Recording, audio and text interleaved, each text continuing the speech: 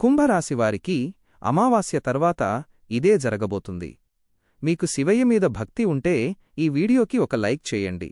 పనులు. కుంభరాశివారికి ఆగిపోయిన పనులు మళ్లీ కదలికలోకి రావచ్చు.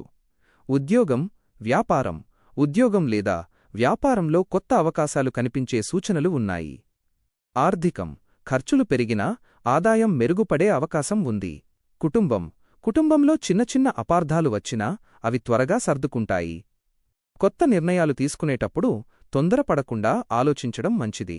ప్రేమ, బంధాలు. ప్రేమ జీవితంలో పాత మనస్పర్ధలు తగ్గే అవకాశం ఉంది. ఒంటరిగా ఉన్నవారికి కొత్త పరిచయాలు కలగొచ్చు. పరిహారాలు మరియు సూచనలు. అమావాస్య తరువాత హనుమాన్ లేదా శివారాధన చేయడం వలన మానసిక ప్రశాంతత లభిస్తుంది. మంగళవారం దీపం వెలిగించడం శుభప్రదం. అలాగే మీకు ఎటువంటి సమస్యలు ఉన్నా కింద ఇచ్చిన నెంబరుకొకసారి ఫోన్ చేయండి. సర్వేజనా సుఖినో భవంతు.